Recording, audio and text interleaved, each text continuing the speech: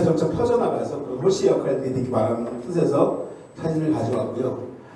저는 뭐 이런 일들을 합니다. 주민자치 법제화 점검 네트워크. 우리 혹시 여기 선생님들 중에 주민자치 현재 위원이신 선생님 계신가요? 아, 그러면 우리 주민자치 어느 동 주민자치 위원이십니까? 중계사동. 대한민국에 우리가 노원에 지금 몇 개의 동이 있죠? 19개. 그러면 서울에는 몇 개 있을까요? 동이?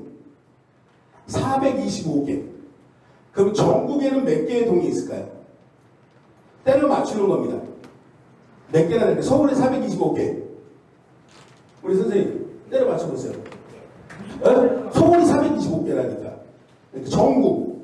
전국에 우리가 흔히 얘기하는 행정복지센터, 읍면동사무소 3,501개였다가 3개였다가 그렇습니다. 그럼 우리가 지방자치, 노원이 지금 노원구잖아요. 우리가 기초지방자치단체라고 하잖아요. 서울에는 기초자치단체가 몇 개가 있죠? 아이고, 그 의장이 가만히 있어요. 지금 대화 중인데. 예. 25개. 그러면 전국에 이런 기초지자체가 몇 개나 있을까요? 226개. 그리고 우리가 흔히 얘기하는 광역시도라고 하는 게 있잖아요. 17개. 그래서 대한민국의 지방자치단체라고 하는 건 243개와 3,500개의 우리가 읍면동사무소로 구성되어 있습니다. 그러면 아까 우리 중계사동의 주민자치위원님이신데 주민자치위원회에서 주민자치회로 전환한 지역이 몇 개나 될까요? 선생님. 지금 노원 같은 경우에는 전동 주민자치 하고 있는 거죠. 예. 지금 서울에 제가 봤을 때 260개 정도가 주민자치회로 전환됐다고 해요. 전국적으로는 한 1200개 정도가 주민자치회로 전환됐습니다. 그런 얘기를 조금 이따 드릴 텐데 그런 일들을 지원하고 법제화 얘기 조금 이따 나중에 하겠습니다. 그래서 그런 일들을 열심히 했더니 다행이에요. 올해 대통령상을 안 받고 작년에 받아서 그나마. 올해 대통령상을 준다고 했으면 제가 고민을 좀 했을 텐데 요 대목에서 박수가 다른 데서는 좀 나오던데 예. 저는 이런 이야기를 좀 할 겁니다. 지방자치와 자치분권 그리고 지방자치 역사와 주민자치 주민자치와 주민자치회 그리고 주민자치를 통한 변화 그리고 마지막으로 제가 이렇게 현장을 돌아다니면서 봤던 더 나은 주민자치 활동에 대한 제언이라고 하는 부분을 할 텐데요. 먼저 오늘 하루 종일 고생 많으셨습니다. 체조를 간단하게 하나 하고 저희가 시작하도록 하겠습니다. 준비되셨죠? 네. 앉은 자리에서 코로나에 맞는 체조입니다. 앉은 자리에서 척추가 강화되는 체조입니다. 둘, 셋, 넷, 다섯, 여섯, 일곱, 여덟, 다시 이러시고 셋, 넷, 다섯, 여섯, 일곱, 둘, 셋, 넷, 다섯, 여섯,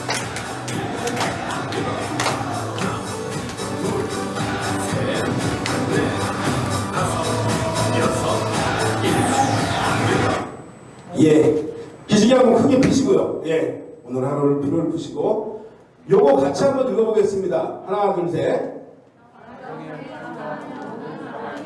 예, 저는 강의든 컨설팅이든 우리가 하는 주민자치활동이든 그 과정은 다 누가 가르치고 가르침을 받는 게 아니라 모두가 선생님이라는 생각으로 활동을 하고 있다. 그래서 오늘 저랑 대화를 많이 하시면서 하셔야 됩니다. 하실 수 있겠죠? 예.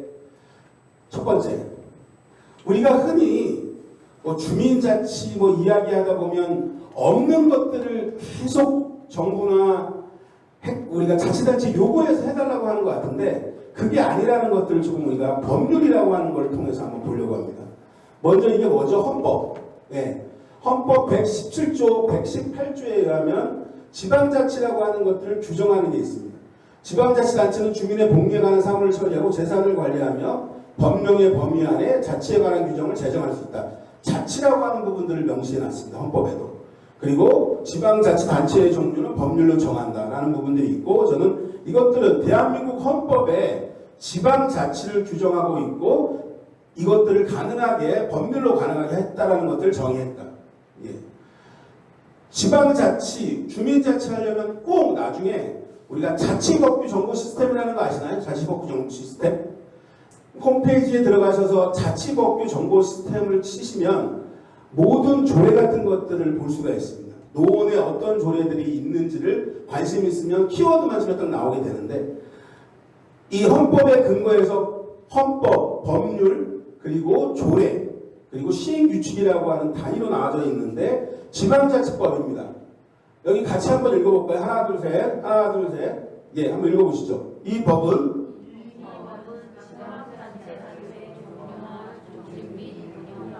주민의 지방자치 행정 참여에 관한 사항과 국가와 지방자치단체 사이의 기본적인 관계를 정함으로써 지방자치 행정을 민주적이고 능률적으로 수행하고 지방을 균형 있게 발전시키며 대한민국을 어떻게 민주적으로 발전시키는 것을 목적으로 한다라고 하는 게 지방자치법의 목적입니다. 저는 이것들을 다시 해석하자면 지방자치 활동의 기본, 또 주민의 참여라고 하는 부분들을 규정해 놓은 것이고, 이 지방자치라고 하는 것들은 대한민국의 민주적 발전의 수단이다라는 것들을 지방자치법 1조에 명시합니다. 그런데 이 지방자치법으로 안 돼서 우리가 주민자치 활동을 하다 보면 우리가 법에 의해서 하는 게 아닙니다. 조금 이따 말씀드릴 텐데 특별법에 의한 걸로 주민자치 활동을 하고 있습니다. 그게 무슨 법이다? 지방자치 분권 및 지방행정 체계에 관한 특별법. 그것을 줄여서 우리가 지방분권법이라고 얘기하는데요. 이거 같이 한번 읽어볼까요? 다시. 지방자치 분권, 이하 자치분권위원회가 한다. 이란 같이 읽어보시죠. 국가 및 지방자치단체의 권한과 책임을 합리적으로 배분함으로써 국가 및 지방자치단체의 기능이 서로 조화를 이루도록 하고 지방자치단체 정책 결정을 집행 과정에 주민의 직접적 참여를 확대하는 것을 말한다. 이렇게 법에 근거가 돼 있다. 그런데 우리가 주민자치활동을 하다 보면 조례에 근거해서 이것들을 하는구나라고 생각을 하는데 이미 헌법과 지방자치법과 지방분권법이라고 하는 것들에 대해서 명확하게 주민의 참여라고 하는 것들, 이것은 우리의 권리다라고 하는 것부터 저는 출발을 해야 된다. 예.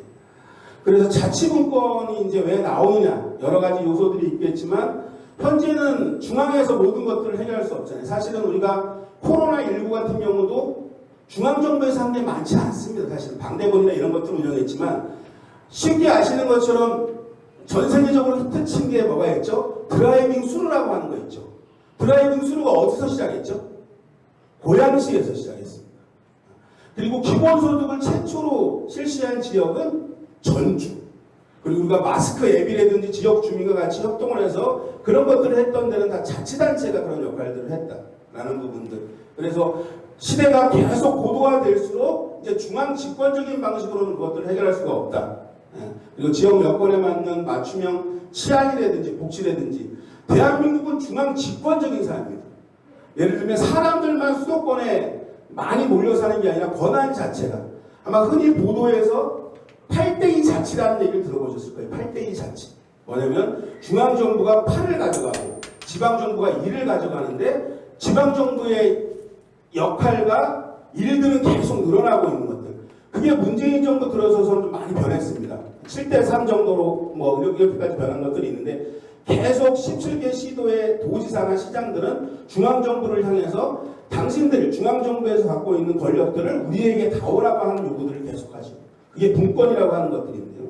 그래서 여기 있는 것처럼 다양한 사회의 문제들을 힘을 모아 해결하기 위해 발전 전략이 자치분권이다. 중앙정부의 힘만으로는 할 수 없다는 것이고, 그리고 더 나아가서는 주민들 스스로 삶을 바꾸는 주민주권을 실현하는 것이 자치분권의 핵심이다라고 하는 부분들이 있습니다. 그런데 우리가 흔히 자치분권 1.0, 2.0이라고 구분을 합니다. 그걸 뭐 명확하게 어떤 날짜를 기점으로 해서 자르는 것들은 아니고요. 보시는 거와 마찬가지로 지방자치 1.0 시대는 지방자치의 부활, 지방자치라고 하는 것들이 조금 이따 제가 말씀드릴 텐데 많은 역사를 통해서 여기까지 온 겁니다. 그래서 1.0 시대는 지방자치 부활과 민주주의의 정착이 중요한 과제였다라고 하면 지방자치 2.0 시대는 지방자치법 2020년도 12월 달에 32년 만에 지방자치법이 개정됩니다. 그런데 우리가 흔히 지방자치라고 하는 것들은 두 개의 날개로 난다. 하나는 단체자치. 단체자치라고 하는 것들은 중앙정부와 지방정부의 관계, 역할, 권한의 배분들을 나타내는 거고요. 또 하나가 주민자치입니다.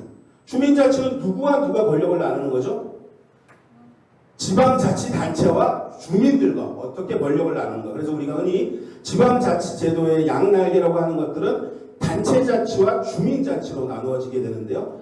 20년도에 이 사람들이 국회에서 32년 만에 여야 합의를 통해서 법을 개정을 했는데 단체자치 부분들은 많은 변화들이 있습니다.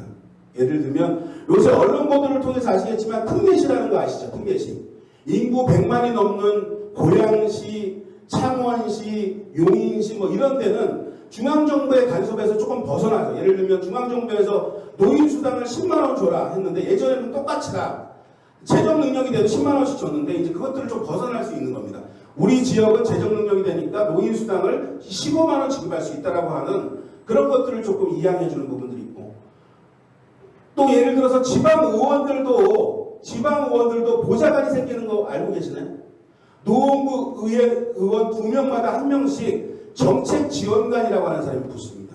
국회에 보좌관이 있는 것처럼 지방자치법이 바뀌면서 노원구 의원 2명당 1명. 노원구 의원이 지금 몇 명이죠? 18명? 18명이면 제가 사는 강동구는 구의원들이 18명이어서 이번 6월 달에 4명의 정책지원관을 뽑고 이번 11월 달에 5명의 정책지원관을 뽑습니다. 그리고 더 나아가서는 지방자치단체의 정부의 형태. 우리는 지금 행정부라고 하는 집행부, 구청장이 있고 구의회가 있잖아요. 그런데 그것들을 주민이 논의해서 구청장이 없는 구조로 만들 수 있습니다.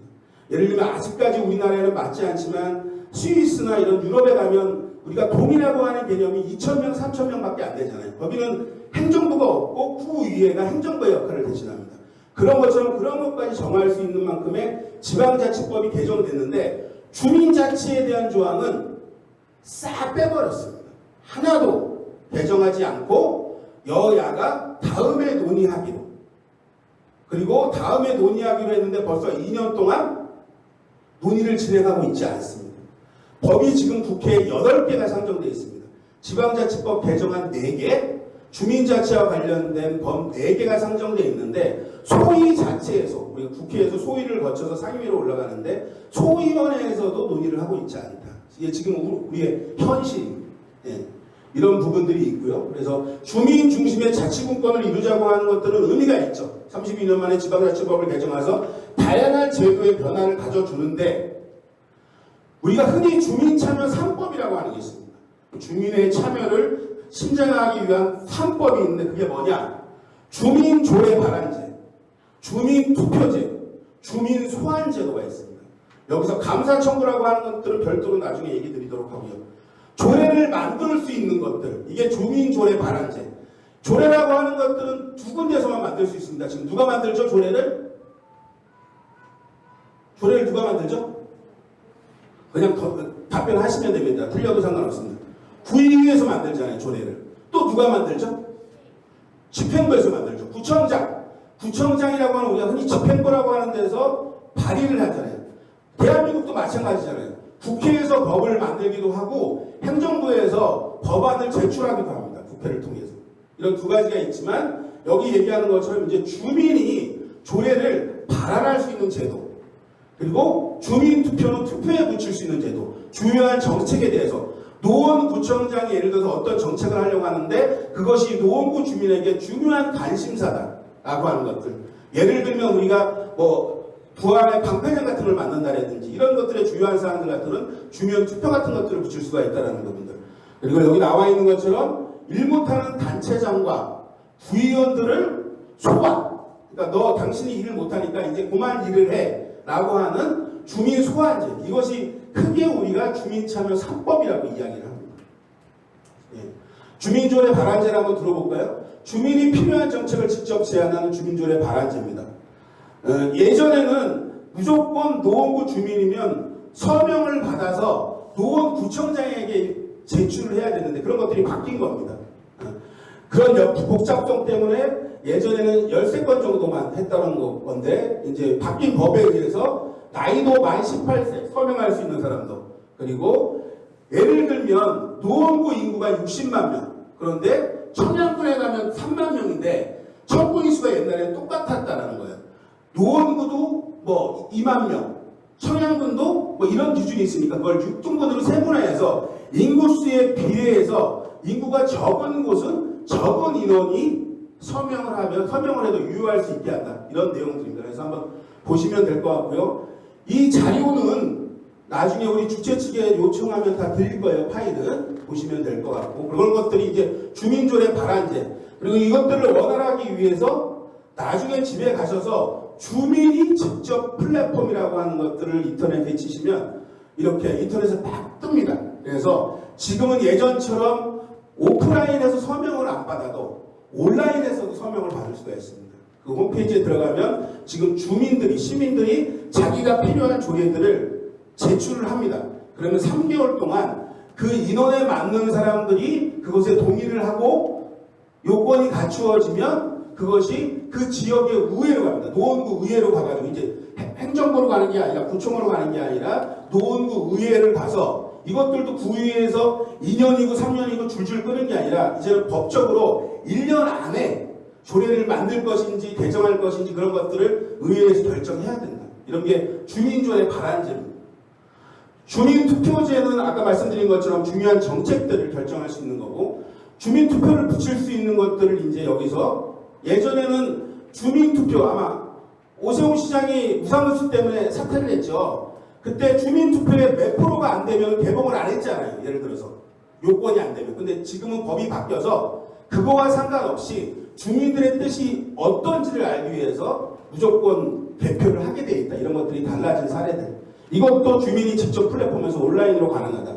주민 소환제. 근데 이것들은 제가 볼 때는 국회에 계류 중입니다. 아직 법이 통과가 안 돼서. 여기 말씀드리는 것처럼 주민이 주권자임을 확인할 수 있는 제도, 주민 소환제라는 것들. 그래서 구의원이라든지 구청장이라든지 이런 사람들이 너무 역할을 못한다라고 하면 주민들이 소환할 수 있다. 단 비례 구의원은 소환하지 않습니다. 법에. 그러니까 지역구 구의원까지는 소환이 되는데 비례대표로 구의원이 된 사람은 소환하지 않는다라고 하는 게 법에 나와 있습니다.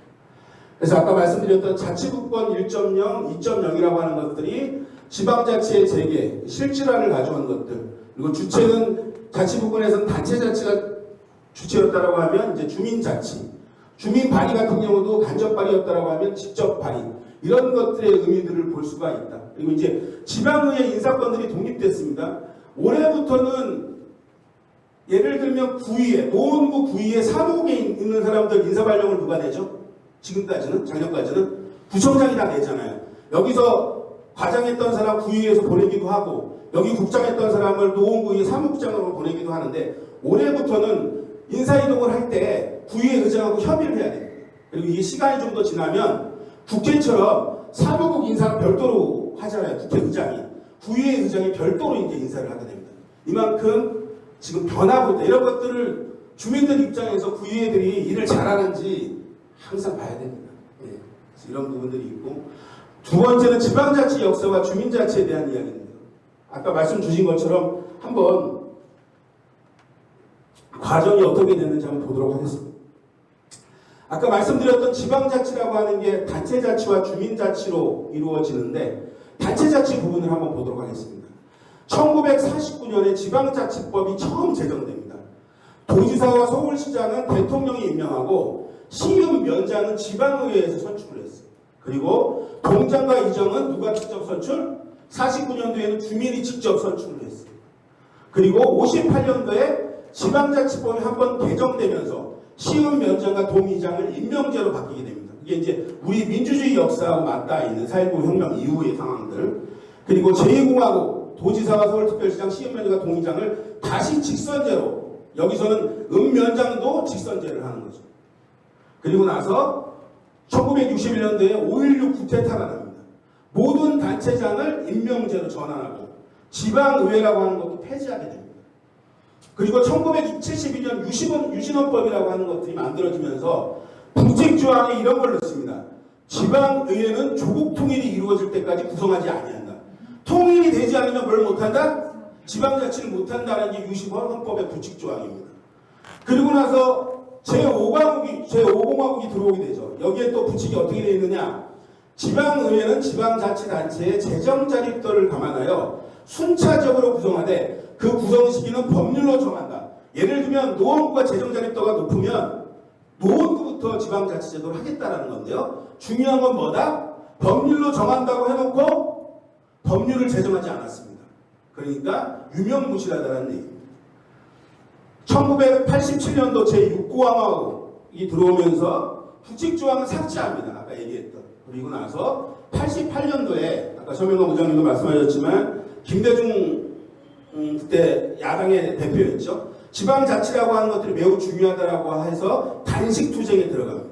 그걸 노태우 정부에서 받아서 지방자치가 시작되는데 우리가 지방자치가 1991년도에 처음 구의원을 뽑습니다. 그러니까 구청장을 뽑는 건 4년 있다가 1995년에 뽑습니다. 그래서 우리가 구청으로는 민선 8기지만 구의원들은 그거보다 4년 더 많은 민선 10기가 되는 이유가 그런 겁니다. 그래서 실제 우리가 지방자치라고 하는 것들의 장을 선출한 것들은 1995년이 최초였다라는 것들. 그리고 주민자치 쪽을 한번 보게 되면요. 2013년이면 어느 정권이죠? 2013년. 이명박? 박근혜 정권 아니에요? 네. 박근혜 정권 때부터 특별법에 의해 시범사업으로 31개 읍면동에서 실시를 하게 됩니다. 주민자치의 시범 실시라고 하는 것들. 이 실시를 하려고 하다 보니까 지방자치법에는 주민자치 근거 규정이 없는 거잖아요. 그래서 아까 얘기했던 지방분권법이라고 하는 특별법을 만들게 되는 겁니다. 그리고 그 특별법에 의해서 주민자치가 지금 9년째 시범사업을 하고 있는 겁니다. 시범도 1, 2년 하고 말아야 되는데 지금 너무 많은 시범을 하고 있다.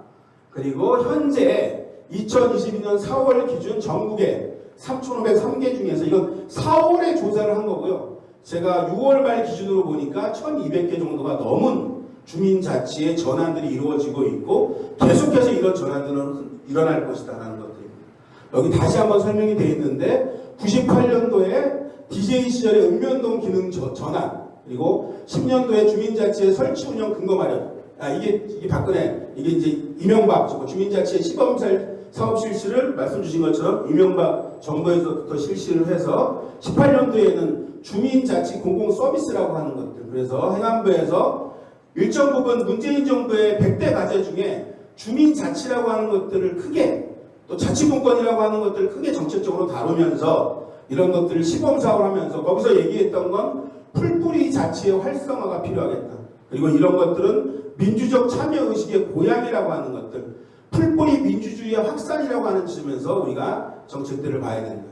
그래서 다 아시겠지만 우리 중개사동에 계신 선생님은 실제 활동을 하시니까 아시겠지만 기존의 주민자치위원회, 주민자치회가 달라진 점입니다. 혹시 우리 선생님 주민자치위원회 활동은 하셨나요? 위원회 활동은 안 하셨죠? 주민자치회가 무슨 활동을 하시나요? 선생님 생각하실 때. 예. 주민들의 대표로서 대표성을 가지고 지역에 여러 문제가 있으면 그것을 해결하는 역할인데 제대로 하고 있는지 모르겠습니다. 잘하고 계시겠죠. 제가 현장에 나가면 주민자치에 질문을 받는 게 여러 가지가 있는데 그 중에 두 가지가 있습니다. 기존의 주민자치위원회와 바뀐 주민자치회가 뭐가 다른가? 그런 것 혹시 동네 주민분들 중에 그런 거 물어보시는 분 없으셨어요? 예전에 활동했던 주민자치위원회와 지금 주민자치회가 뭐가 다른가 그런 질문 받아보신 적 없어요? 받아본 적은 없습니다. 네. 다르다는 것은 처음에 배웠던 것 같습니다. 예. 제가 그럼 어떻게 답변하냐면 두 가지로 답변하는데 예전에 주민자치위원회는 사실은 지역에서 봉사를 많이 했죠. 1월 달에는 척사대회, 5월 달에는 효잔치, 그리고 12월 달에는, 11월 달에는 김장 나눔, 12월 달에는 어려운 이웃을 돕기 위한 카페 같은 거, 일일차집 같은 걸 하기도 하고. 그런데 바뀐 주민자치회는 조례의 근거가 되어 있습니다. 아까 얘기했던 그런 법에 의해서, 노원구 조례에 의해서 누구의 대표기구다 주민자치회는 동의 대표기구고 주민의 대표기구라고 하는 것들이 나와 있습니다. 그래서 예전에 주민자치위원회와 주민자치회가 달라진 부분은 주민의 대표라고 하는 것들이 명문화되어 있는데 주민의 대표라고 하는 것들은 그냥 말로만 대표를 하는 것이 아니라 권한이라고 하는 부분 그리고 책임이라고 하는 부분들이 양립해야 된다. 그런 것들이 조례에 나와 있고 그런 활동들을 좀 하고 있다. 주민자치회가. 두 번째는 아까 말씀드린 것처럼 주민자치위원회가 사실은 봉사를 하지만 전체 회의를 모이면 주민자치회관의 운영 정도를 한 15분 정도 얘기하고 땅땅땅 치고 어디로 간다? 밥을 먹으러 가는 거죠. 그러니까 친목단체 정도였다라고 하면 바뀐 주민자치회는 주민의 대표기구로서 중개사동이라고 하면 내가 사는 곳이 중개사동의 지역 문제를 해결하는 저는 큰 그릇이다. 그 지역 문제를 해결하기 위해 중개사동의 다양한 인적, 물적 자원을 주민자치회라고 하는 그릇에 담아서 그것들을 잘 활용해서 지역사회 문제 해결을 하는 큰 그릇. 그래서 딱 두 가지. 제가 볼 때는 주민자치위원회와 주민자치회가 달라진 것은 주민의 대표기구, 권한과 책임이 있는 두 번째는 지역사회 해결의 큰 그릇이라고 하는 것들이 달라졌습니다. 이렇게 말씀하시면 됩니다. 이제 누가 물어보면. 이런 것들이 이렇게 주민자치회와 주민자치위원회. 예전에는 읍면 동장이 그냥 마음에 맞는 동네 유지들을 위촉했다라고 하면 시군구청장이 이제 위촉을 하게 됩니다. 구청장이 노원구 같은 경우는 노원구청장님이 위촉을 하게 되는 거고, 그리고 예전에는 아까 말씀드린 것처럼 지역에 유지들이 들어왔다라고 하면 요즘에는 일정 부분은 단체 추천으로 들어오지만 또 많은 부분은 우리가 주민자치학교라고 하는 6시간의 교육을 이수하시고 추첨으로 들어오신 거죠. 추첨을 통해서 주민자치의 위원이 되게 됩니다. 이런 좀 주민의 참여와 개방성과 이런 것들을 좀 넓히는 과정으로 주민자치가 바뀌고 있다. 그리고 기능이라고 하는 것들도 옛날에는 아까 말씀드린 간단한 주민자치센터의 운영과 관련된 것들만 논의했다라고 하면 자치계획 수립, 주민총회, 그리고 협의협의라고 하는 주민생활에 밀접한 관련이 있는 것들을 행정과 협의하는 일들, 그리고 행정이 하고 있던 공적인 일을 주민자치회가 맡아서 운영하는 수탁 업무, 위수탁 업무까지 그런 것들이 확장되고 있다. 그리고 재정 같은 경우는 예전엔 회비를 걷어서 그냥 썼다라고 하면 지금 이제 주민자치 총회, 자치계획을 수립하고 주민총회를 결정한 사항은 노원구 재정으로, 노원구 시민참여, 주민참여 예산에서 트랙을 확보한다라든지 아니면 별도의 주민자치 사업비 예산을 만들어서 주민자치에서 결정난 것들을 실행할 수 있게 지원을 하는 것들이 있습니다. 그리고 이것들이 많은 부분이 작년까지는 서울시에서 많이 지원했는데 작년부터 이제 서울시 지원을 끊고 있고 내년 같은 경우에는 거의 지원을 하지 않겠다라고 하는 부분들이 있습니다. 이게 제가 인터뷰했던 사진입니다. 주민자치 빠진 지방자치는 반쪽짜리라고 하는 제 인터뷰 기사인데 아까 말씀드린 것처럼 지방자치 제도의 양락이라고 하는 것들은 단체자치, 주민자치 2013년도부터 내리 시범서 저는 주민자치 조항이 빨리 지방자치법의 개정을 통해서 당겨져야 된다. 그래야 우리가 이야기하는 주민자치라고 하는 것들, 그러니까 계속 헌법에서 얘기한 거, 지방자치법에서 얘기한 거, 지방분권법에서 얘기한 그런 권리와 권한을 법에 명문화시키는 것들이 필요하다라는 것들. 그래서 관심을 좀 가져주시면 좋을 것 같아요. 주민자치점 넷 치면 주민자치 법제화 전국 네트워크 홈페이지가 있으니까 그런 것들 관심을 가져주시면 좋을 것 같고. 주민자치와 주민자치에 대한 얘기를 하고 있습니다. 제가 영상을 하나 준비해왔는데요. SBS에서 5부작 다큐멘터리 만든 게 있는데 3분 40초 정도로 줄여왔어요. 최후의 권력이라고 하는 것들인데요.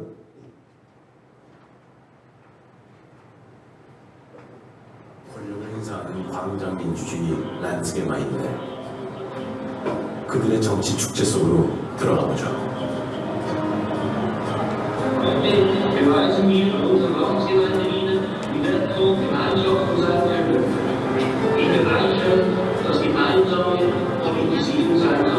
주민들은 오랜 시간 준비한 법안을 자유롭게 발표하고 그 자리에서 바로 찬반 투표로 가부를 결정합니다.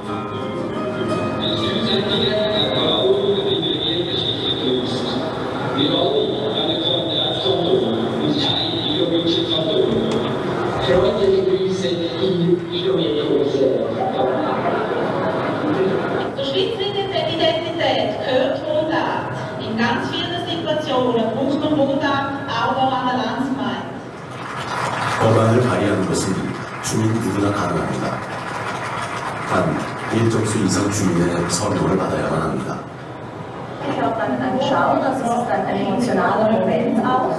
wenn man sonst in der Politik vielleicht nicht Wichtig hat. Das finde ich ein großes Pluspunkt.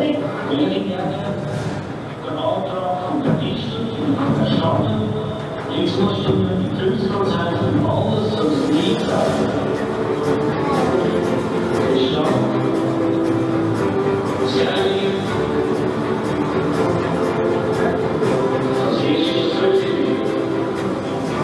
의사결정은 다수결로 하는데 모두가 직접 눈으로 확인하기 때문에 이의는 없습니다. 민심은 준엄하게 법으로 반영됩니다. 지난 3월 CEO들의 고액 연봉을 규제하는 법안이 국민투표로 통과됐습니다. 시민들의 목소리는 날카롭고 강했습니다. Es braucht ja eine Mehrheit. Die Landsgemeinde macht Gesetze für alle Leute, nicht nur für einzelne Gruppen. Sonst gibt es keine Mehrheit an der Landsgemeinde. 시민들이 법안을 발의할 뿐만 아니라 정치인들이 통과시킨 법안도 시민들에 의해 언제든지 폐지될 수 있습니다. 주민총회가 있는 날 단상에 맨 앞줄엔 의원들과 장관들이 모여 앉아 시민의 목소리에 귀를 기울입니다. 이렇게 국민이 입법권에 직접 참여합니다. 그 사람들은 모두 12개의 안건을 공유하고 결정했습니다. 정치라는 무대의 주인공이 된 시민들, 행복한 하루입니다.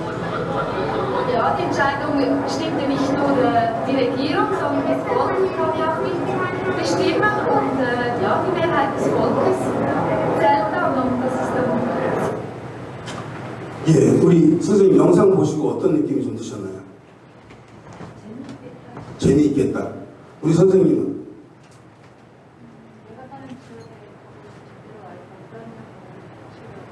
내가 사는 지역을 제대로 알고 뭔가 참여하려고 하는 것들이 조금 감동적이다. 우리 선생님 혹시 영상 보시고 무슨 생각 드셨어요? 스위스로 이민 가자. 우리 선생님은? 자치활동하시는 우리 선생님은? 만약에 제가 그 자리에 설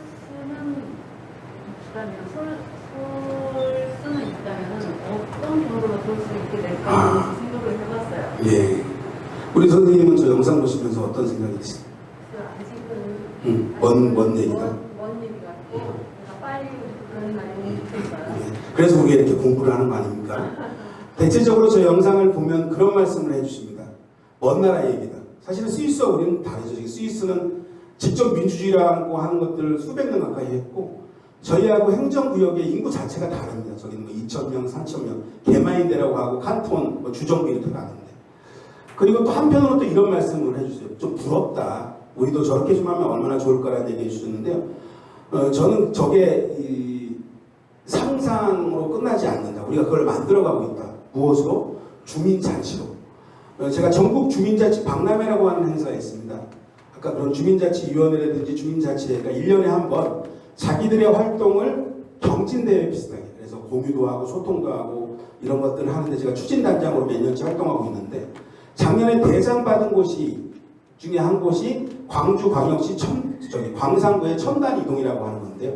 우리 주민총회 하게 되면 중개사동은 총회 정족수가 몇 프로입니까?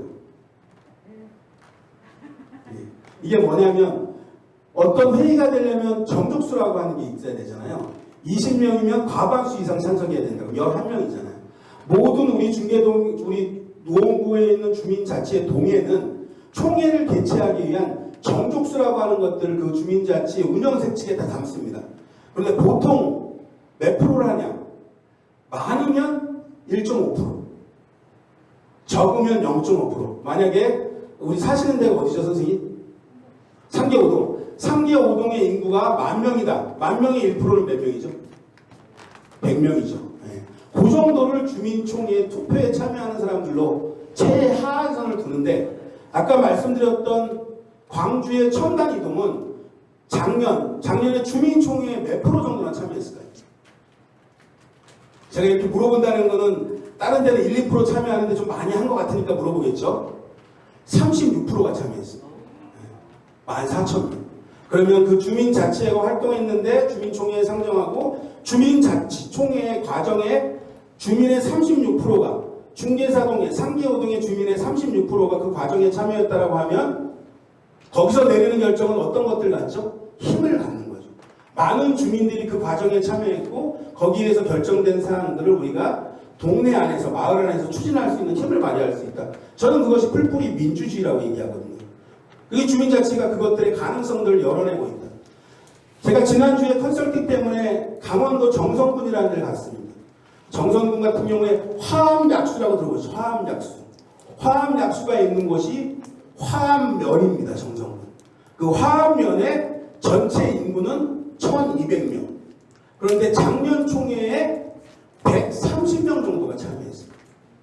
올해에는 목표가 260명 정도를 참여하게 하겠다라고 하는 거예요.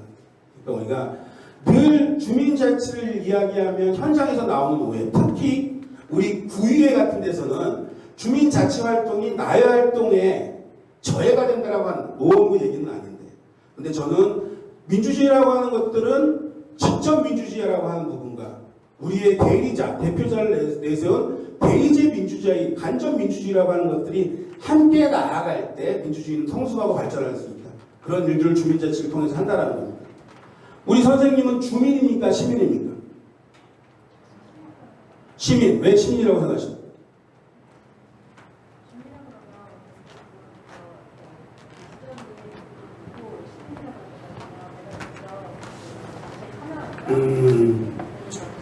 예, 주민이라고 하면 좀 섭수한 의미인 것 같고, 시민이라고 하면 뭔가 내가 참여해서 정치의 주체다, 뭐 이런 것들 생각을 할 수가 있어서 나는 시민이다, 이렇게 말씀하시는 거고. 우리 선생님은 주민입니까? 시민입니까? 주민이기도 하고 왜 그런 거죠? 우리 동에 사니까 주민이고, 그러니까 노원구에 사니까 주민이고, 서울 시민이니까 시민이다, 이렇게 생각하시네요.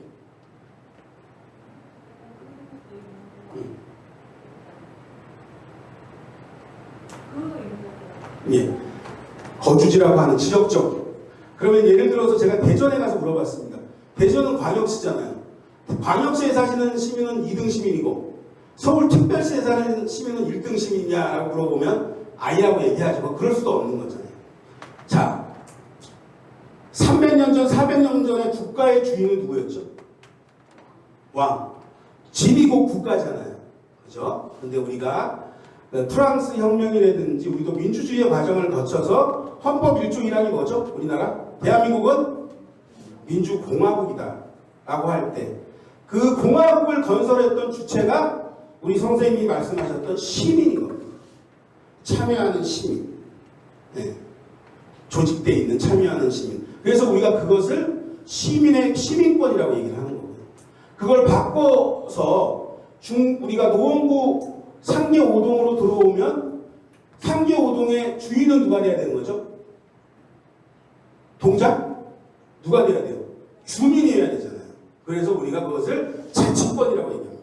그래서 우리가 시민권과 자치권, 민주주의의 기본 원리가 같다라고 하는 이유는 그런 것들이에요. 주민 자치가 민주주의의 기본 원리가 같다라고 하는 것들은 거기에서부터 출발한다. 네. 지방분권법에서 주민자치에 아까 그런 사업들을 하기 위해서 특별법을 만든 겁니다. 여기에 보면 주민자치의 설치, 주민자치의 기능, 주민자치의 구성이라고 하는 것들, 주민자치 설치와 기능 구성에 관한 것을 규정하고 주민자치가 그것을 가능하게 하는 도구라고 하는 설명입니다. 이걸 저희는 특별법으로 두지 말고 지방자치법이라고 하는 모법에 담아야 한다. 이게 법에 없다 보니까 현장을 나가보면 공무원들은 법이 없어서 우리는 하지 않겠다. 물론 우리 시민이나 주민들이 주민자치를 통해서 하지 않고 다양한 방식으로 할 수 있지만 저는 그것은 다양한 방식으로도 그렇게 자치활동을 해야 되지만 저는 아까 헌법에도 규제되어 있고 법에 규제되어 있는 것처럼 시민의 당연한 권리로서 주민의 당연한 권리로서 그것들을 행정에서 지원하게 하고 역할을 하게 해야 되는 목소리를 내야 되고 행정 그런 역할을 해야 된다라고 생각하고 있습니다.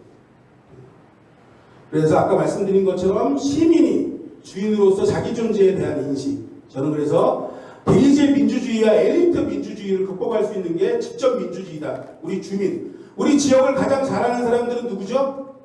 주민. 지역의 전문가는 주민인 거잖아요. 그러니까 저희가 지역을 바꿀 수가 있다. 네, 그래서 이것들은 주민자치는 저는 시민사회 안에서도 대안으로서 고민해야 될 과제다라는 것들. 그래서 주권재 및 주민자치 아까 말씀드렸죠. 2004년 9월 청주에서 주민참여 기본조례라고 하는 것들이 참여에 대한 기준을 처음으로 이야기합니다. 여기에서는 시민참여 그리고 시민과 행정의 협동 우리가 흔히 얘기하는 거버넌스 같은 것들을 이야기를 하고 그리고 정책 결정 과정에서 시민들의 동원을 거부하고 그래서 이런 것들을 우리가 시민참여 다 아시는 것처럼 정부에서 어떤 정책을 결정하느냐에 따라서 우리들의 삶에 막대한 영향성들을 주잖아요. 그런 것들에서 처음에는 행정을 만나면 늘 주민들이 아직 준비되어 있지 않다라고 이야기하는데 대체적으로 저는 뭐 또 해봐야 경험도 쌓이고 역량이 쌓인다고 생각합니다. 처음부터 경험이 쌓여서 역량이 있는 사람들은 없는 거니까 저는 그런 과정들을 우리가 주민자치를 통해서 만들어내고 있다. 그래서 풀뿌리 민주주의 학교라고 하는 것들을 저는 주민자치라고 얘기하는데 그런 부분들 저는 늘 선관위 가보면 답답한 거예요. 이런 현수막이 늘 붙어 있어요. 민주주의의 꽃은 선거다라고 하는데 저는 민주주의의 꽃은 시민의 참여다. 선거라고 하는 것들은 시민의 참여 중에 극히 일부인 거죠. 그래서 우리가 선거를 뛰어넘는 더 나은 시민의 참여들을 고민해야 된다. 그런데 여기 지금 우리는이라고 나와 있지만 사회적 경제 기본법, 마을 기본법, 지방자치법, 주민자치 기본법 그 외에 시민들의 공동체 활동이라든지 여러 가지 활동들을 근거한 법은 하나도 안 바뀌고 있습니다. 야당이 문제죠. 의석이 180석이나 갖고 말이에요. 하나도 바뀌지 않고. 그리고 서울의 상황은 어떤 분들은 뭐 이것이 서울 바로 세우기다라고 얘기하지만 저는 다른 관점에서 봅니다. 그것을 서울시 바로 세우기 관점에서 보는 분들은 그 나름대로의 타당한 이유가 있겠지만 저는 지금 벌어지고 있는 일들을 보면 10년 전으로 돌아가고 있다. 10년 동안 우리가 다양한 혁신적 정책들, 주민의 참여 정책들, 시민 참여 정책들을 통해서 시민을 등장하게 했습니다. 예를 들면 우리가 주민 참여 예산, 도시재생, 마을 공동체, 사회적 경제, 50+, 청년, 세대와 영역을 뛰어넘는 시민의 참여를 가능하게 하는 여러 가지 정책들을 펼쳐서 많은 시민들이 등장하게 만들었고 그 등장한 시민들은 자기 지역에서 또 참여하는 정책들을 만들어내고 있는데 최근에는 그런 기조가 바뀌는 거죠. 단적인 예로 자치구에서도 그런 현상들이 지금 벌어지고 있습니다. 예를 들어 서대문구 같은 경우에는 다음 주에 주민총회를 하기로 결정되어 있는데 그렇게 홍제 삼동의 주민자치회가 1년 가까이 총회를 위해서 차근차근 과정들을 밟아왔는데 구청에서 공문을 딱 하나 보내는 겁니다. 사정이 이러이러하니 총회를 개최하지 말고 정기회의로 발의해라. 말이 안 되는 겁니다. 행정부 자체가 그러니까 구청 자체가 조례를 위반하는 것들을 지금 하고 있습니다. 그래서 홍제 삼동의 주민자치위원들과 주민들이 그것은 부당하다. 항의도 하고 시위도 하고 서명도 받으니까 물러나서 그러면 형편되는 동이면 총회를 개최하라. 그리고 나서 총회를 개최하는데 동사무소에서는 하나도 지원해주지 않아서 의자를 나르고 이런 것들을 주민자치위원과 주민들이 하고 있습니다. 노원은 잘 모르죠. 이게 가능한 일입니까? 저는 그런 것들을 볼 때 우리가 좀 더 관심을 갖고 참여하고 목소리를 내야 된다 이런 말씀을 좀 드리고 싶습니다. 민주주의는 시민에 의한 자원 배분 권력이다 라고 누가 얘기했는데요. 저는 민주주의라고 하는 것들은 그냥 구호가 아니라 우리가 갖고 있는 자원들을 어떻게 고르게 다수의 목소리와 의견을 반영해서 나누느냐라고 하는 것들. 저는 주민자치라든지 우리가 자치분권이라고 하는 이유도 그런 과정에 있는 것이다. 우리 주민자치위원님, 제가 주민자치 키워드 여러 가지를 가져왔는데 주민자치에서 어떤 게 가장 중요할까요? 선생님이 보실 때 어떤 단어? 소통. 왜 소통이 중요하다고 생각하시나요? 아무래도 제가 느끼기에는 구성원들은 주민자치에 대한 생각이 있더라도 그것을 아직은 시민들이 잘 모를 수도 있고 예. 또 서로 이렇게 위원들끼리 자치들끼리도 소통이 부족하면 잘 돌아가서 나누니 소통이 많은 것 중에 그래도 소통이 중요하다 서로. 우리 선생님은 저 키워드 중에 어떤 게 중요할 것 같을까요? 주민자치를 할 때. 소통. 그런 의미에서 우리 선생님은 어떤 게 좀 중요할까요? 우리가 자치를 한다라고 하면. 예. 개인적으로는 공개가 중요하다고 공개. 생각해요. 예. 이유를 좀 들어봐도 될까요? 우리가 지금 자치 공부를 하는 것도 예. 우리가 정보가 부족하기 때문이고 우리의 권리를 우리가 잘 모르기 때문인데 행정가들이나 뭔가 힘을 가진 사람들은 국민화되기를 원하고 그렇죠. 개개지로. 정보를 자기들이 독점하기를 원하고 그렇죠. 정보의 독점. 그리고 정보가 분산되면 오히려 주민 역량이 강화되기 때문에 예. 비공개를 원할 것 같습니다. 자치에 필요한 것은 그래서 공개를 해야 된다. 네. 중요하다. 우리 의장님은 저 단어 중에 어떤 게 중요하다고 생각하십니까? 권한. 예, 왜 그런가요?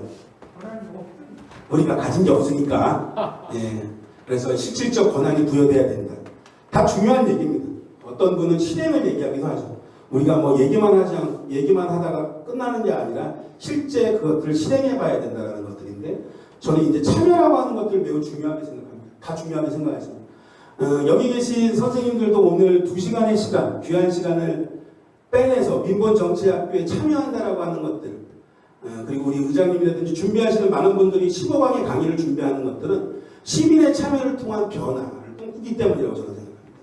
여기 계신 선생님들이나 의장님이나 저나 공통점이 있는데 그게 뭐냐? 지역사회 안에서 변화를 좀 만들어 봤으면 좋겠다. 나의 변화로부터. 근데 제가 생각하는 거 더 큰 변화, 더 오래가는 변화라고 하는 것들은 더 많은 주민들이 함께할 때 가능하다. 그래서 저는 참여라고 하는 것들, 나의 참여가 끝나는 게 아니라 오늘 민본정치학교가 끝나면 6강에는 더 많은 이웃들과 함께 올 수 있는 방향들에 대한 고민들, 그것도 자치활동과 똑같습니다. 요거 같이 한번 읽어볼까요? 하나, 둘, 셋 하면 하나, 둘, 셋.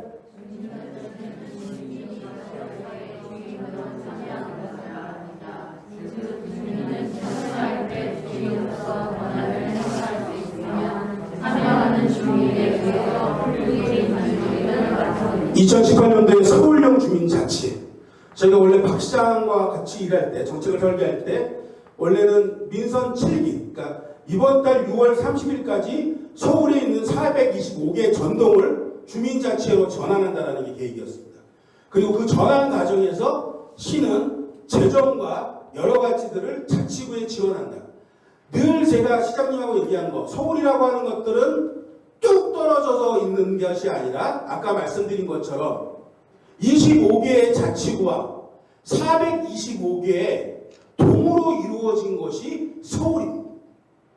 서울이 우리가 협치를 지원하고 자치를 지원하고 마을 공동체를 지원하는 이유는 서울에 몸이라고 하는 것들이 그런 살과 피로 이루어졌기 때문에 지원하는 것입니다.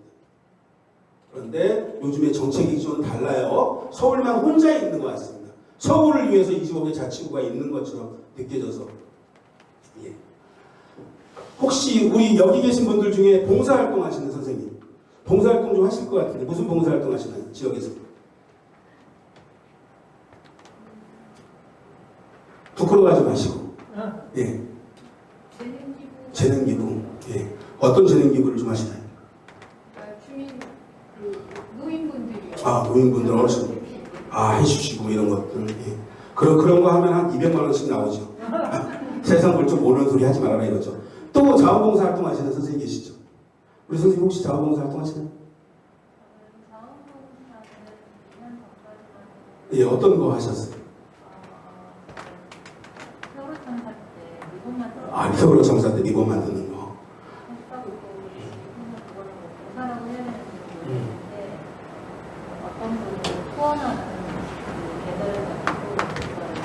그것도 봉사지. 예. 그런데 왜 그런 활동을 하십니까? 그때는 그게 제가 해야 될 의무라고 생각을 해서 왜냐하면 이게 남의 일이 아니고 그것이 그렇죠. 감찰을 내고 이런 그런 일을 언제든지 나한테 예. 때문에 거기에 참여하는 게 해야 되는 예. 우리 선생님은 왜 그 활동을 하시게 된 거죠? 이렇게 어르신들 편지, 뭐 자소서 대신 써주는 일을 왜 하게 되신 거죠?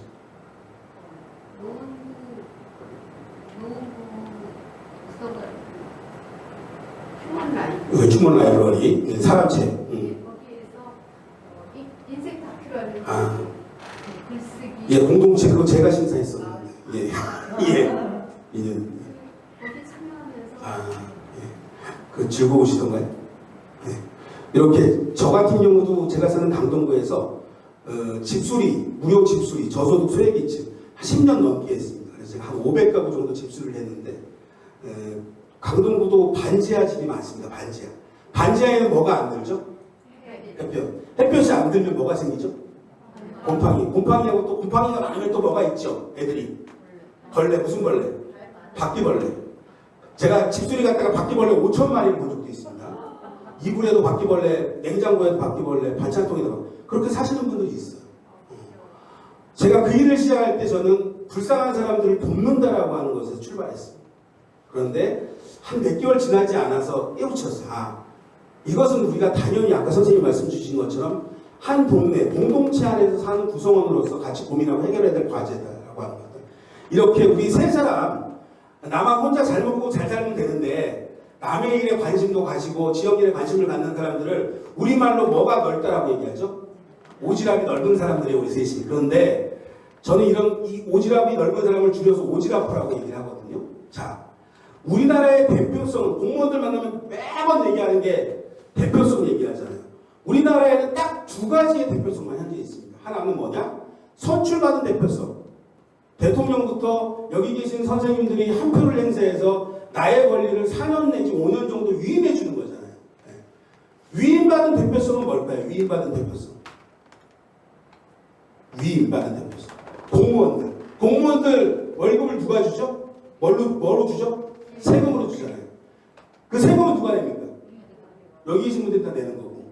공무원들이 어떤 과정이나 절차, 요즘은 막 시키던데, 과정이나 절차, 그리고 시험을 통하면 헌법에도 나와 있는 헌법 13조에가 나와 있습니다. 공무원의 신분을 보장해주고, 그리고 그 사람의 급여라고 하는 것들을 세금으로 줍니다. 그 이유는 그 사람들이 어떤 일을 하기 때문에 그렇다? 우리를 대신해서 공적인 일을 하기 때문에 주는 겁니다. 그래서 공무원이 있는 겁니다.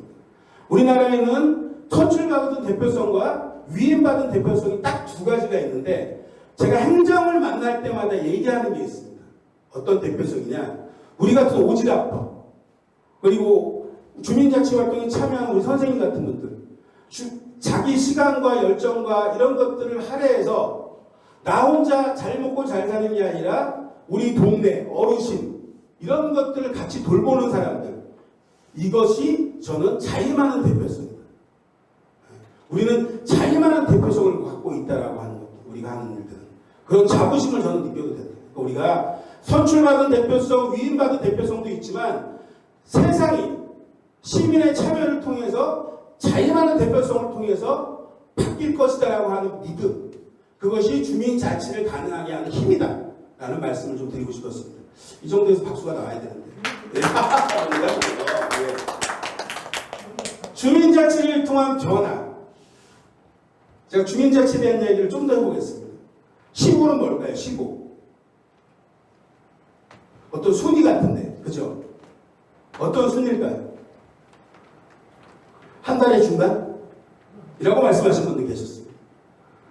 그러니까 저는 주민자치를 할 때 늘 주민자치위원들이나 주민들에게 그런 얘기를 합니다.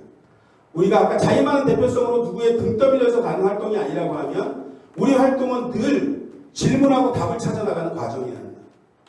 제가 이런 활동을 하면서 저도 책을 읽고 교수님들의 강의를 들리면서 내 것으로의 어떤 주민자치 이야기들을 만들어 나가는데 그 이야기입니다. 15.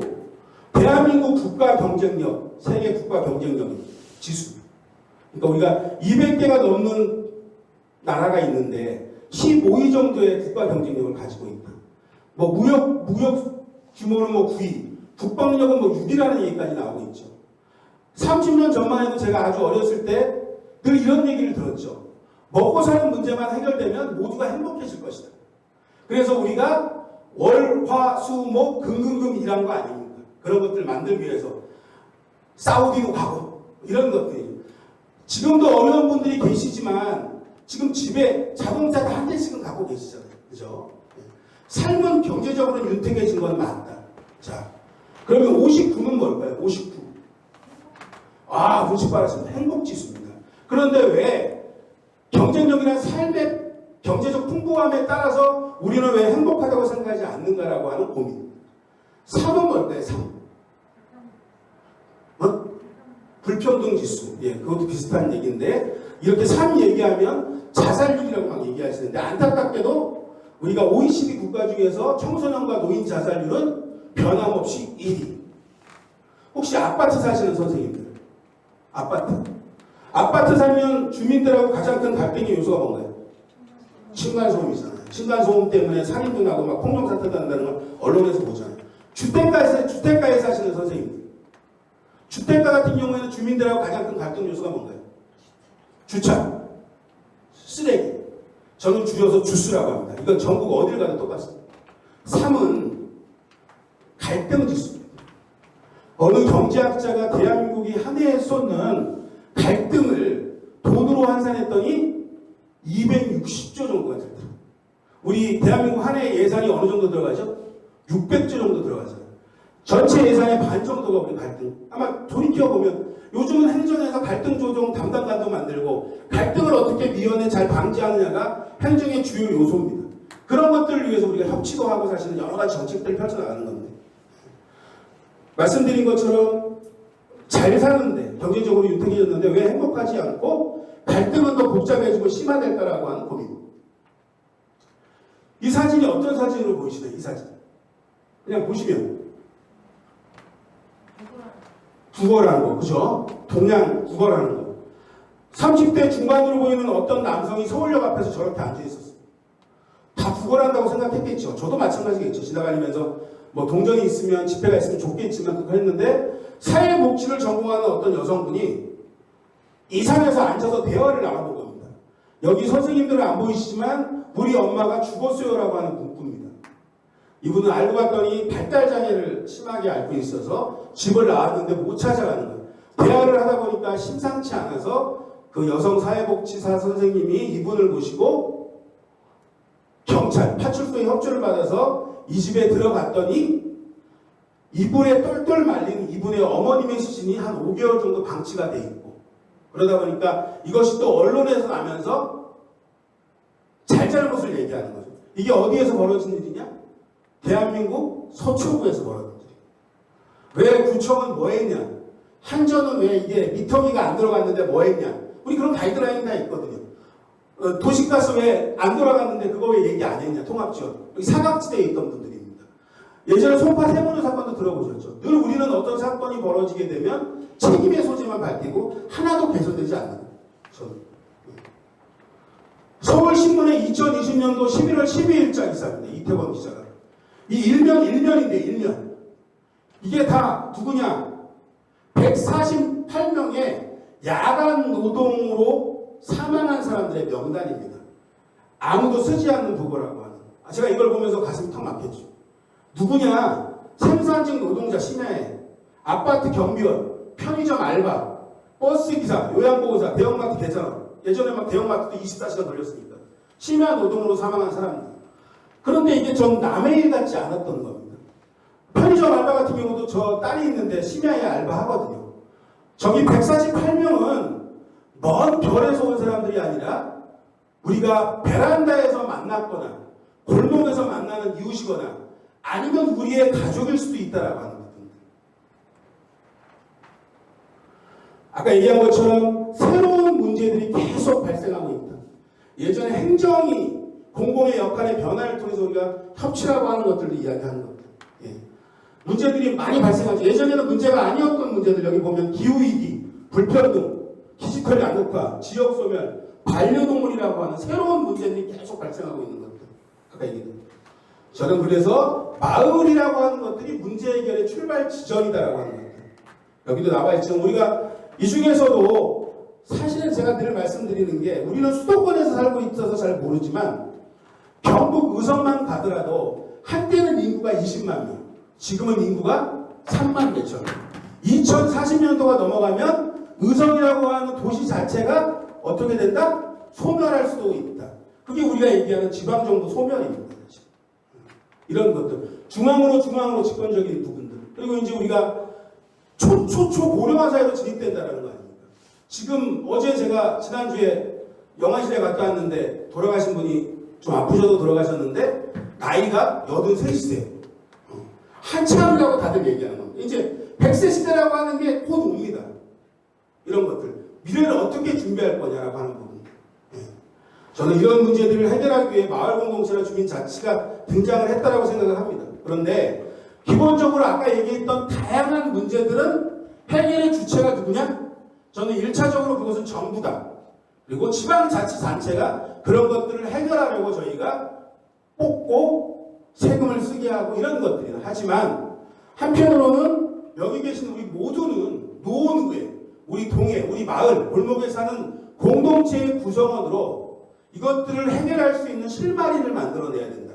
저는 그것이 우리가 주민자치, 주민의 참여로 지역사회 문제를 해결하고자 하는 그 과정의 첫걸음에 있는 것이다 라는 말씀을 드립니다.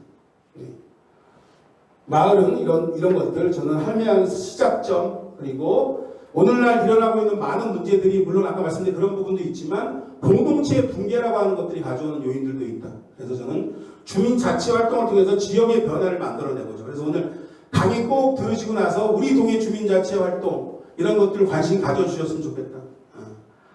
제가 주민자치의 의미를 문장으로 정리한 겁니다. 한번 같이 읽어볼까요? 하나, 둘, 셋. 내가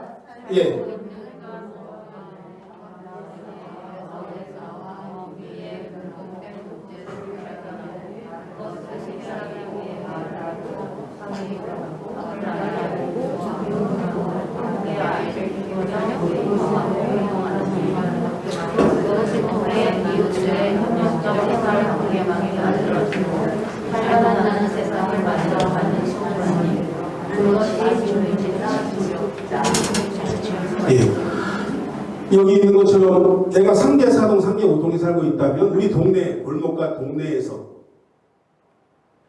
우리의 공통된 문제, 우리 지역의 문제가 무엇인지를 발견하고 해결하는 과정, 실행까지 하는 과정, 아까 실행도 말씀해 주셨는데 그런데 이것들, 우리가 의미 있는 일을 하기 위해서는 전제돼야 될 것들이 좀 있는 거죠. 오늘 선생님하고 저하고 태어나서 처음 뵀죠? 네. 그러면 좀 더 친해지려면 어떻게 해야 되죠, 저희가? 네, 일단 전화번호를 따고 밥도 먹고 차도 한잔 마시고 여기 불암산도 같이 오르고 우리가 사는 동네에서 자그마한 일도 해보고 그런 과정을 거치면 선생님하고 저하고 뭐가 생기죠? 신뢰. 신뢰라고 하는 것들이 생깁니다. 우리 주민자치 활동은 신뢰를 만들어 나가는 과정. 사람과 사람. 여기 있는 것처럼 그래서 말을 걸기도 하고 밥을 먹기도 하고 이렇게 같이 공부를 하기도 하고 이런 촘촘한 활동들을 통해서 저는 우리 동네에 다양한 이웃들의 협력적 생활 관계망을 만들어 나가는 것들이 주민자치다. 점은 점이지만 점으로 출발하지만 우리 점과 연결이 되면 뭐가 되죠? 선이 되죠. 이 선이 또 다른 점과 연결이 되면 뭐가 되죠? 면이 되잖아요. 그러니까 점선면이라고 하는 것. 그래서 저는 이 면을 우리가 살고 있는 상계사동, 중계호동, 상계입동에서 다양하게 만들어 나가는 과정이 주민자치의 활동이다.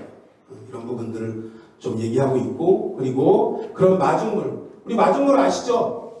펌프 하려면 바가지 한 바가지 부어야 되잖아요. 그리고 펌프를 저어줘야 되는 것처럼 누군가는 주민자치가 하늘아래 뚝 떨어져서 주민들이 많이 참여하고 잘 돌아가면 좋겠지만 그것이 되기 전까지 누군가는 여기 계신 두 분의 선생님들처럼 그 일을 시작했던 것처럼 누군가는 주민자치 위원으로서 분과위원으로서 이런 것들의 활동이 필요하다.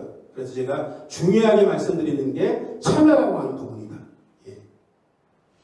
이건 넘어가겠습니다. 간단하게 할까요? 아까 얘기했던 주민자치가 주목받는 이유 참여하는 주민이 10년 전보다 엄청 많이 등장했습니다. 이제 지역에 가서 주민자치 활동 같은 것들을 고민하게 됩니다. 두 번째, 새로운 주민자치 제도와 기구가 세수는 세부대.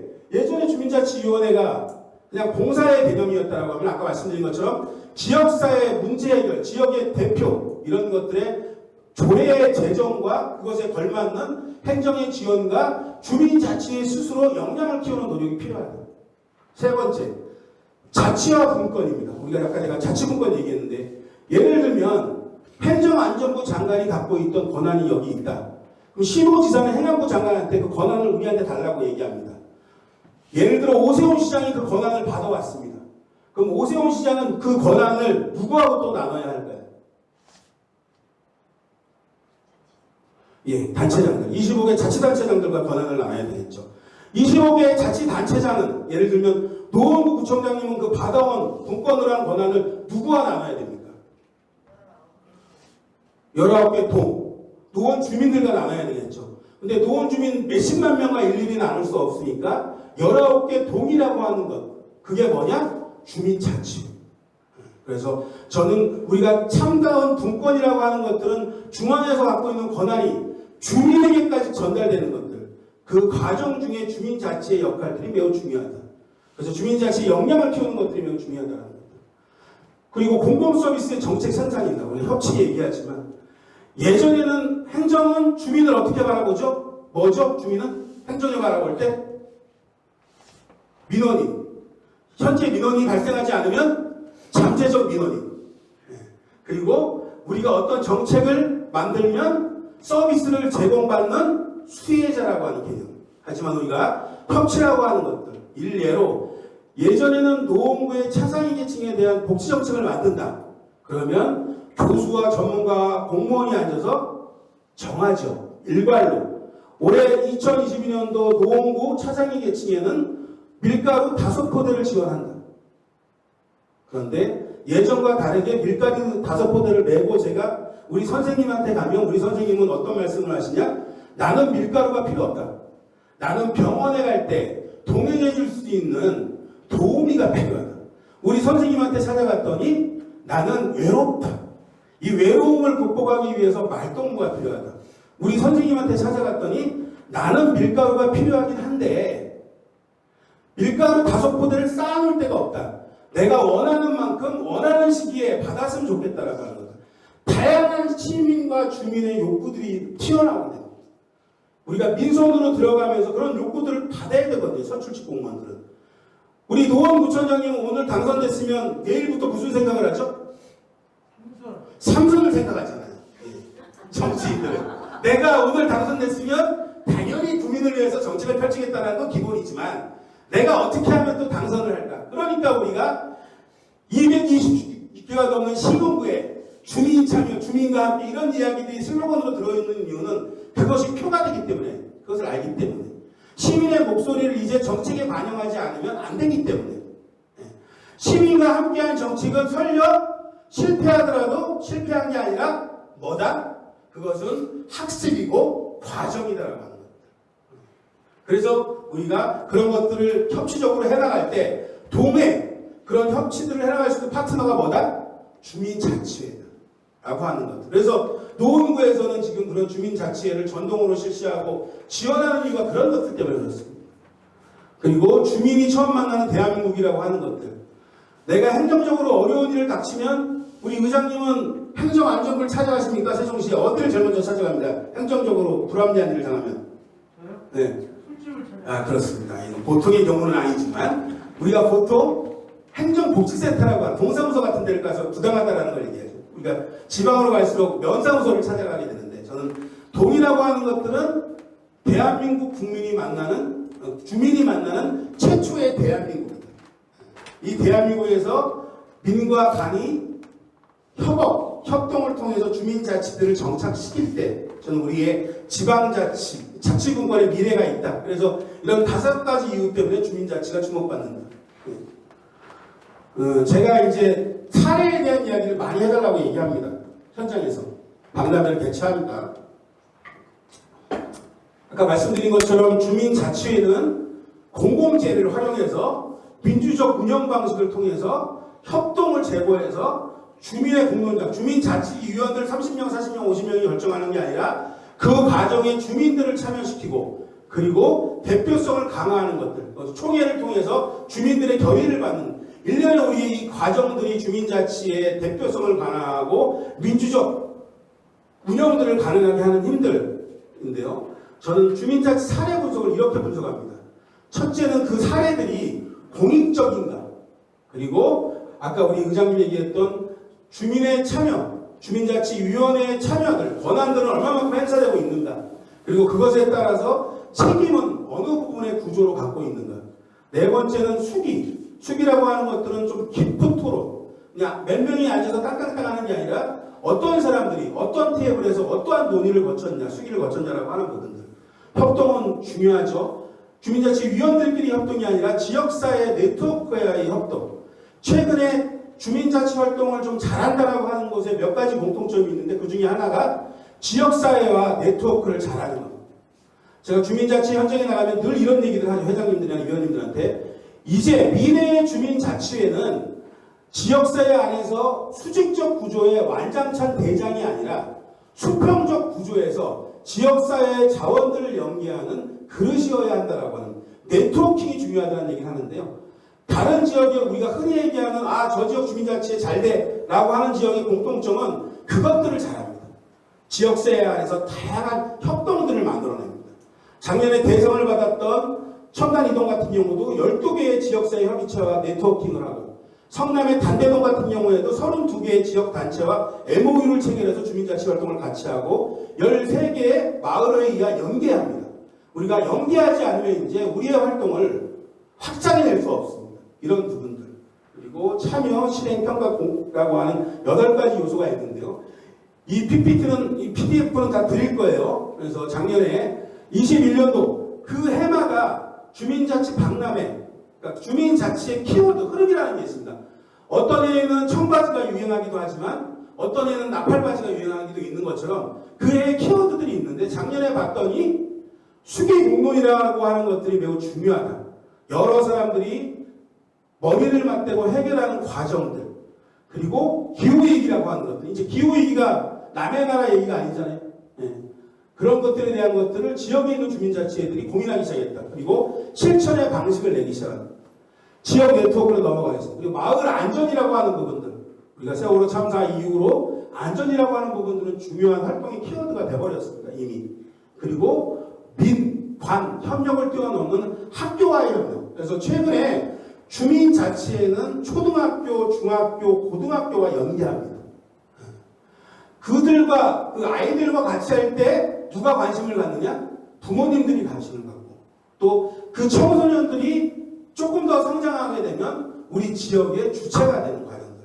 우리가 어렸을 때부터 자치라고 하는 것들의 과정들을 익히는 것들. 그리고 실행법인입니다. 주민자치회가 일정 정도 역량을 쌓이게 되면, 현재 우리가 법이 없기 때문에 주민자치회는 법인격이 아닙니다. 그래서 뭘 좀 구체적으로 규모 있게 하려고 하면 못하는 거예요. 다 주민자치 회장이 책임을 지는 거예요. 그러니까 힘들죠. 그래서 실행법인이라고 하는 것들은 우리 주민자치회가 좀 일자리를 만들어 볼까? 일거리를 만들어 볼까? 돈을 좀 벌어서 지역사회에 다시 환원해 볼까? 그게 이제 실행법인입니다. 그게 보통 우리가 사회적 협동조합이라는 걸로 구현됩니다. 사회적 협동조합은 이름은 협동조합이지만 배당을 하지 않습니다. 사회적 협동조합에서 이익이 발생되면 배당을 하지 않고, 조합원한테 배당을 하지 않고 다시 지역사회에 기여하는 것들. 그래서 일정 부분 주민자치의 역량이 쌓인 것은 지역의 자원을 활용한 사회적 경제 조직을 만든다. 이런 것들이 작년 박람회의 트렌드였습니다. 그리고 저는 늘 사례를 얘기할 때 그 동이 처한, 우리 지역이 처한 상황의 구성원이나 환경이 다 다르기 때문에 우리 지역에 맞는, 우리 자원을 잘 활용하는 것이 우수 사례다. 하늘 아래 새로운 방법은 없다라는 얘기들을 하는데, 이런 것들 보시면 됩니다. 주민 참여 예산을 한 지도 벌써 18년 차입니다. 광주광역시 북구가 2004년도에 최초로 실시했는데, 어린이 안전지킴이 옐로우 카페, 청소년이 스스로 운영하는 카페몰, 생활 쓰레기 부담 배출 깔끔히 방구 해결, 벽화 이런 것들, 시민 참여, 주민 참여 예산을 통해서 우리가 지역사회의 변화를 볼 수 있고 주민의 역량이 만들어지는 것들을 볼 수 있다. 작년도 전국 주민자치 박람회 자료집에서 제가 가져온 겁니다. 자원순환에 대한 고민들이 이제 지역사회에서 자원순환이라고 하는, 기후위기 대응이라고 하는 것들이 이제 자치단체나 중앙정부의 몫이 아니라 지역 안에서 청담이동 자원순환 캠페인, 대덕구 덕암동 같은 경우에는 네프론을 설치해서 자원순환을 촉진하는 것들, 뭐 생활공고 대여소 그리고 서구의 인천 서구 여의동에는 투명 페트병 분리수거 단순하지만 이런 것들을 캠페인으로 진행하고 있다. 그리고 코로나19 대응 같은 것들도 우리가 지역 내에서 하고 있다. 주민자치. 이걸 돈을 주면 할 수가 있겠습니까? 자치단체가? 가능하지 않은 거죠. 노원구 같은 경우도 지난 코로나 시대에서 아마 시민사회에서 마스크라든지 다양한 정책들을 스스로 해서 지역사회 안에 그것들을 일을 해낸 적들이 있습니다. 예. 동네 돌봄이라고 하는 부분들, 뭐 밥상 배달이라든지 어린이 농장이라든지 마을 돌봄을 같이 하는 춘천시 태계동 같은 경우에는 태계동 주민자치회가 키포인트로 마을 돌봄이 우리 주민자치회의 방향성이다 해서 이런 것들 지역사회 안에서 제2의 학교를 만드는 것들을 하고 있습니다. 그리고 여기 있는 것처럼 안산시 일동 같은 경우에는 타임뱅크.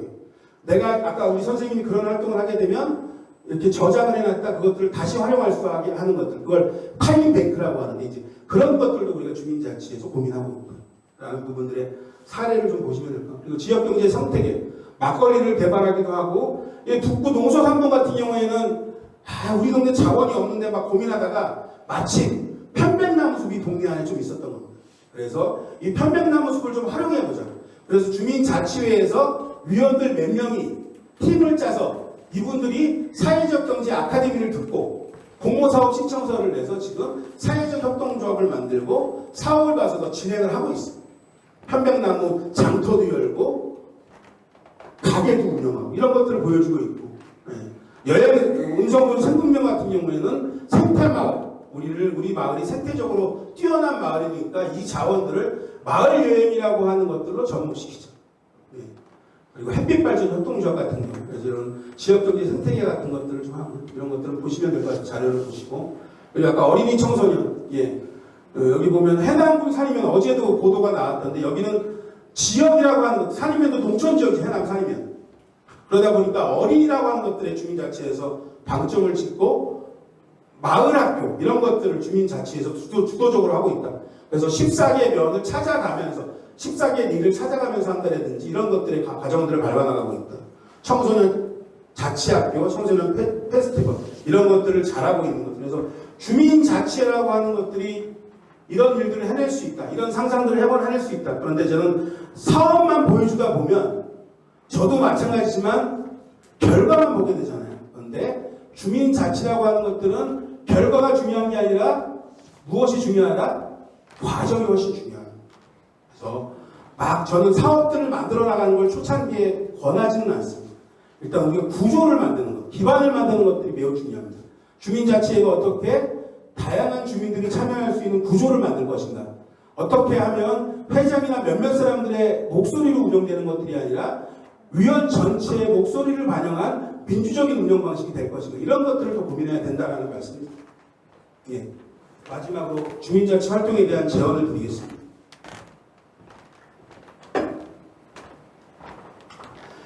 주민자치 성공 요인입니다. 흔히 우리가 주민참여, 대표성, 민주성, 자치성, 권한부여, 재정과 기금이라고 하는 6가지 정도를 성공의 요인으로 보는데요. 여기 보는 것처럼.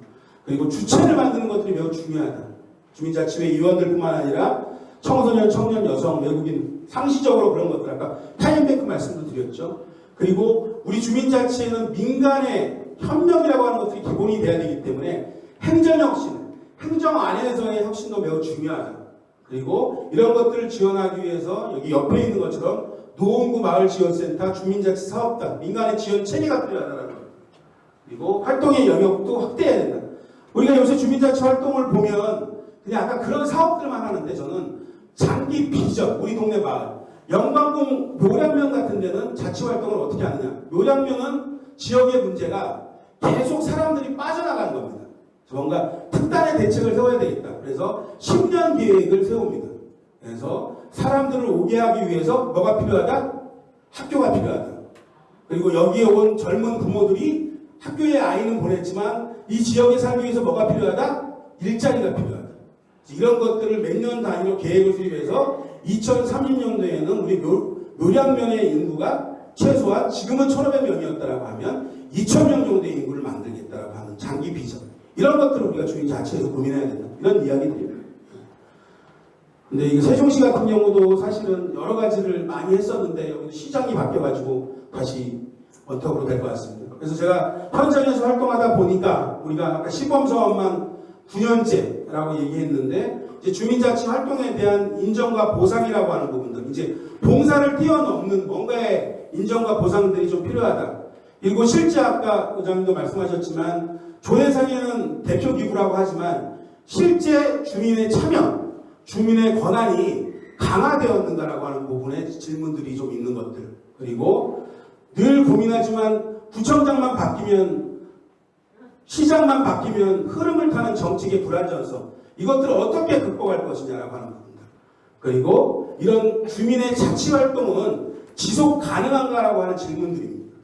그것에 대해서 저는 이렇게 이야기를 합니다.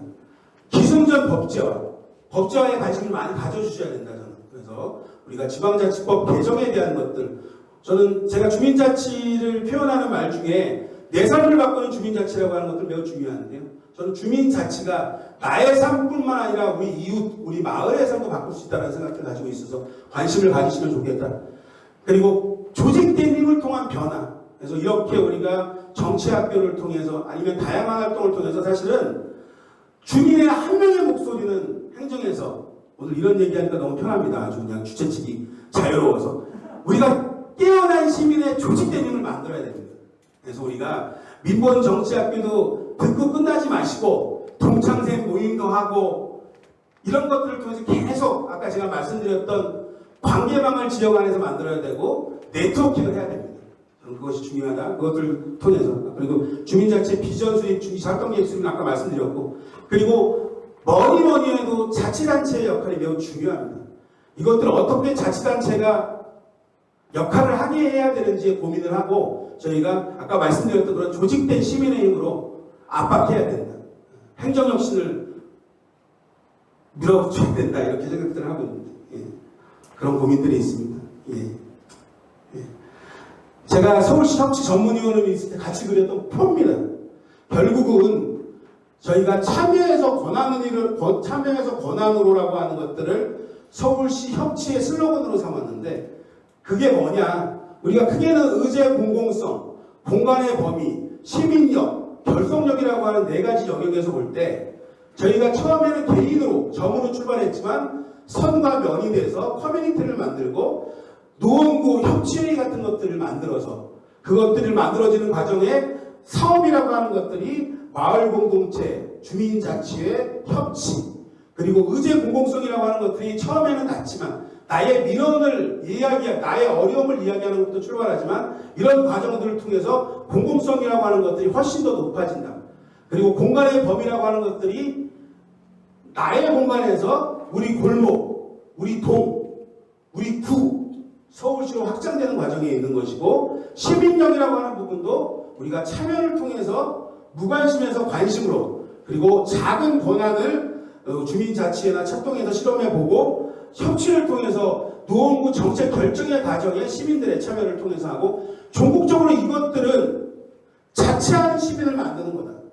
우리 지역의 문제를 주민들 스스로 해결할 수 있는 자치하는 시민, 그것이 우리 정책의 방향성이었는데 저는 주민자치가 가야 될 길이 거기에 있다라는 말씀을 드리고 싶습니다. 그래서 주민자치 실질하는 지방정부 의지와 적극적인 제도 정책이 만들 때 실효성을 발휘하는 부분들이 있어서 이런 부분에 우리가 좀 더 많은 관심을 선생님들이 가지셨으면 좋겠다라는 부탁드립니다. 선을 위한 힘이라고 하는 책에 있는 글귀입니다. 우리 사회의 가장 절박한 문제를 푸는 해법은 어느 한 기관에 있지 않고 어디에 있다? 집단의 노력 속에 있다. 이게 제가 활동을 하는 이유기도 한데요. 저는 주민자치, 이 문구를 보면서 주민자치를 이렇게 설명합니다.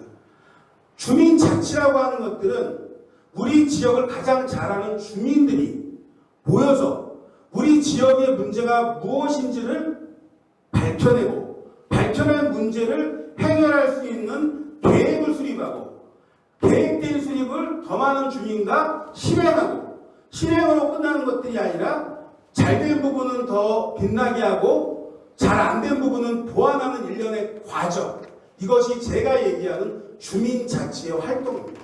그래서 저는 우리 동네에서 주민자치 활동이 잘 이루어지면 상계사동, 상계일동, 중계우동, 중계일동에서 갖고 있는 지역사회 문제를 아주 시급한 문제를 해결할 수 있는 마중물이 될 것이라고 하는 믿음이 있습니다. 이 소의 몸무게가 몇 킬로나 될까요? 때려 맞추시는 겁니다. 350 맞추시면 제가 선물 드리겠습니다. 우리 의장님 몇 킬로?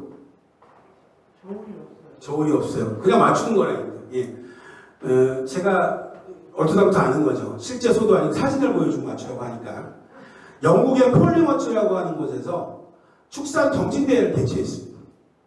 거기가 이제 손님들이, 관객들이 많이 와야 되니까 일종의 내기를 건 겁니다.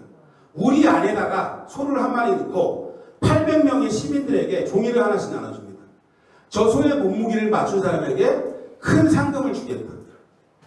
그런데 결과가 놀랍게도 그 소의 몸무게를 맞힌 사람은 없었는데 800명에 쓴 답을 평균을 내봤더니 실제 소의 몸무게와 0.5kg밖에 차이가 나지 않았다. 이게 우생학적 측면에서 학계에 보고가 됩니다. 그러면서 제레미 리프킨이라고 하는 학자 아시죠? 그 사람은 이것을 대중의 힘, 대중지혜의 힘이라고 얘기하고 저는 집단지성의 힘이라고. 그러니까 제레미 리프킨은 대중의 지혜라고 정리를 하고 저는 집단지성의 힘이라고 얘기합니다. 그래서 우리가 주민자치를 한다는 것들은 나 혼자 하는 것들이 아니라 함께 한다라고 하는 것들의 믿음을 갖고 우리가 더 많은 주민들과 그 과정을 밟아나가는 것이 매우 중요하다. 제가 늘 강의를 다니면서 이거는 같이 읽습니다.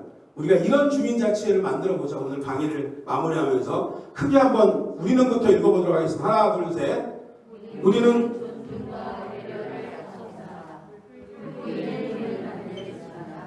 서로 신뢰할 수 있는 주민자치를 만들겠습니다.